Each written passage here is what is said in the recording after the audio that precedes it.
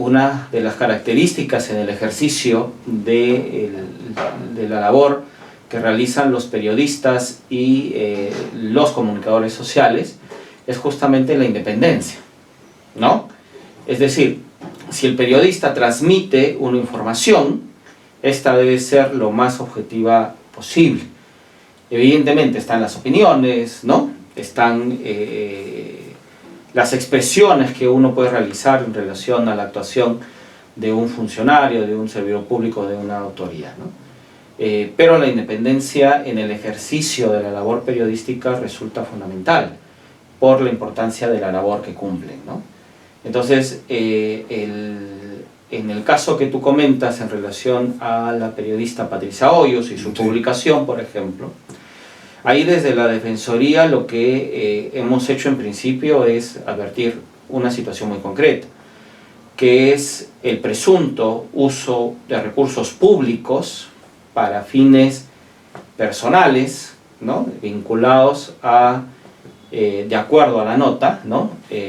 Exaltar la labor del gobernador, ¿no? Entonces, de Ica, Javier Gallego. Claro, gobernador regional de Ica, ¿no? Entonces ahí desde la Defensoría lo que hemos hecho es trasladar el caso a la Contraloría. ¿Por qué? Porque efectivamente hay que entender que en principio los recursos del Estado nos pertenecen absolutamente a todos. La autoridad estamos en la obligación de administrar de la mejor manera los recursos públicos, ¿no?, que se nos asignan y que en principio tienen que estar orientados al ejercicio de las competencias de la institución y que en segundo lugar tengan un valor en relación a mejorar los servicios ciudadanos. En este contexto también electoral. Hay que recordar que estamos ahora en un contexto electoral y la agrupación política del actual gobernador regional también está postulando para las próximas elecciones regionales y municipales. Entonces, en ese contexto es que justamente desde la Defensoría del Pueblo le hemos derivado este informe periodístico a la Contraloría, que ya nos ha informado que ya ha iniciado también sus acciones de corrupción. Bueno, realmente hemos sacado hasta 3 pequeños informes, reportes, de efectivamente cómo los actos de corrupción pueden impactar en la vida de las personas y en sus derechos. Y segundo, porque evidentemente la Constitución establece que efectivamente la lucha contra la corrupción es digamos así, es una forma, un derecho que tienen los ciudadanos de que las autoridades se enfrenten justamente al tema de la corrupción. Entonces, cuando los periodistas hacen una labor de una investigación y pone temas vinculados con los actos de corrupción que son temas de interés público, ¿no?, muchas veces vienen justamente actitudes o actos de represalia. Entonces, frente a ellos, evidentemente, la Defensoría del Pueblo tiene que intervenir, ¿no? La Defensoría es un buen operador de justicia, está haciendo un buen papel aquí en Ica, ¿no? Y en eso se basa también el trabajo que debe tener seguramente frente a la defensa de un principio elemental. La defensa del ejercicio de libertad de prensa en la lucha contra la corrupción. Gastón Medina, concretamente, es un caso, por hablar de un caso concreto, está siendo enjuiciado por el presidente de la Corte Superior de Justicia, algo que no se ha pasado en ninguna parte del Perú nunca, y está con orden de captura, por denunciar la misma corrupción que alimenta a esos mermeleros en el Gore. A ver, sobre el caso que me comentas, sí, el día de ayer nosotros también tomamos conocimiento.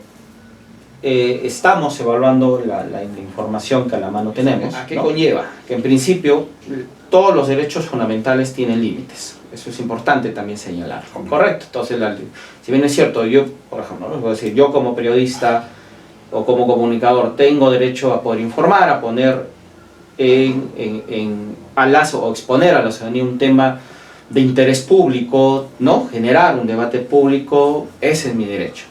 Pero además, evidentemente, no es absoluto, tiene unas limitaciones y eso está vinculado justamente a temas de afectar otros derechos fundamentales, o sea, el honor, la reputación, la intimidad, o aquellas que por ley se pueda considerar como, por ejemplo, temas de seguridad nacional. ¿Correcto? Entonces, lo que se tiene que hacer ahí es justamente ponderar. ¿Correcto? Básicamente, el juez en cuál de los dos derechos, ¿no?, tiene que prevalecer en el caso en concreto. Porque la libertad de expresión, como te señalaba en su momento, tiene un rol importante dentro del tema de democracia. Lo otro es que todas las autoridades, funcionarios y servidores públicos debemos estar sujetos a la crítica. ¿Correcto? Es decir, el nivel de tolerancia de un funcionario, servidor público, de una autoridad, debe ser muchísimo mayor. ¿Por qué? Porque nosotros asumimos un cargo. Pero también en su oportunidad también se recordó en un caso particular que evidentemente en la línea del jurisprudencial ya a nivel internacional señalaba que la mejor manera justamente en estas situaciones donde uno tiene esta necesidad de ponderar, ¿no?, el derecho a la libertad de expresión versus, por ejemplo, el derecho a la libertad de honor, que la respuesta del Estado no debe ser penalizar estas conductas, sino que en todo caso la vía civil puede ser la opción más viable. ¿Por qué? Porque efectivamente, y ahí sí quiero ser muy enfático en este tema, de que no es que la Defensoría esté asumiendo en este momento, en el caso del señor Gastón Medina, una posición, ¿correcto? Pero sí es factible que en muchos, y se ha advertido en muchos otros casos, que evidentemente el hecho de penalizar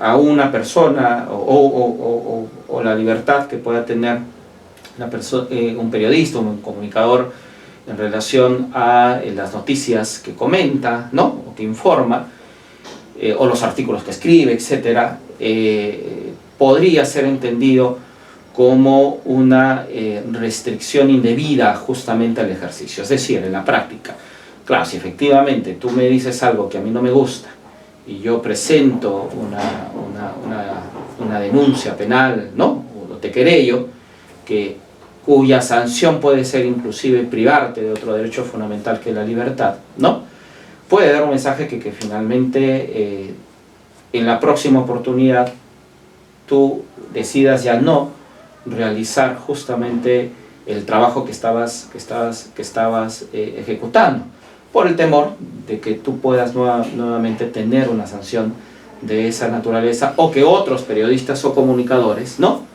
también vean, digan, oye, esto pasa con esta persona, entonces si yo hago lo mismo, voy a tener esa misma consecuencia, y eso en las líneas se entiende como una restricción al ejercicio de la libertad de expresión. Por eso es que la salida no es penalizar, ¿no? La salida tendría que ser, en todo caso, si yo considero que mi honor ha sido afectado, que mi reputación está bien afectada, y eso se demuestra, porque tiene que demostrarse, ¿correcto? Acá no, en la querella no es que se demuestre que el periodista o el comunicador no ejerció bien su rol como tal, sino que si yo me siento afectado, yo tengo que demostrar que efectivamente ese honor se me ha sido, o la reputación se me ha sido lesionada.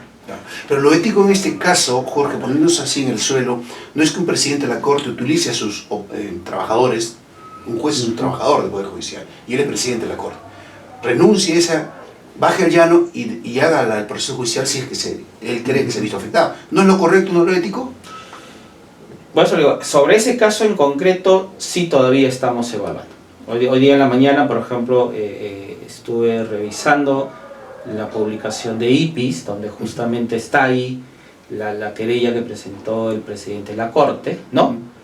Y eso es justamente lo que tenemos que hacer desde la Defensoría, evaluar si efectivamente ya el contenido, las razones por las cuales el presidente de la Corte presenta su caso ante el juez implica efectivamente sí o no una restricción al ejercicio de la represión, en función de lo que ya te había comentado anteriormente, ¿no? Entonces, no puedo en este momento señalar y decir desde la Defensoría, pero lo que sí, obviamente desde la Defensoría sí expresamos nuestra preocupación por la decisión del juez de disponer la orden de captura, más aún cuando, de acuerdo a la información que se viene propagando, el señor Gastón Medina justificó las razones por las cuales no podía acudir a la audiencia, ¿no? Y pidió una reprogramación.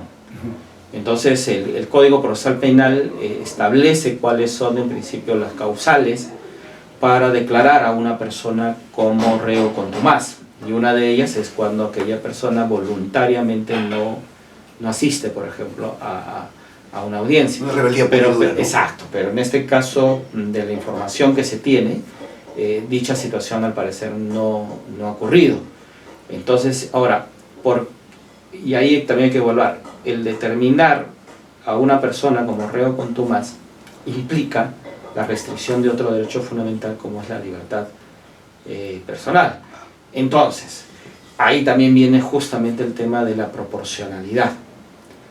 Las restricciones a los derechos fundamentales, todas las autoridades debemos entender en esta línea. Para que una autoridad restrinja un derecho fundamental, ¿no? Tiene que suceder algo muy grave, porque la afectación a ese derecho fundamental también es grave. ¿Correcto? Entonces, claro, ese va por un lado. Y segundo, no lo tenemos nosotros a la mano, lo vamos a solicitar, es justamente evaluar cuáles son las razones del juez para haber tomado una medida de esa naturaleza, ¿no? Y también la conducta del magistrado en otros casos, es decir, si el magistrado basta que no asistas a una audiencia que él convoca, inmediatamente va a disponer, ¿no? Que seas conducido porque te considera reo contumaz, o finalmente solamente en este caso ha actuado de esta manera, ¿no? Entonces eso sí va a ser parte de una intervención de oficio que como Defensoría del Pueblo hoy día hemos iniciado. Vamos a requerir la información, evaluarla dentro del marco de nuestras competencias, ¿no? Y ya cuando ya tengamos armado justamente pedido las explicaciones del caso, las informaciones y su análisis, si gustas, con todo gusto te comento el resultado de la intervención, ¿no? Bien. Muchas gracias, Jorge. No, de nada, Carlos. Gracias.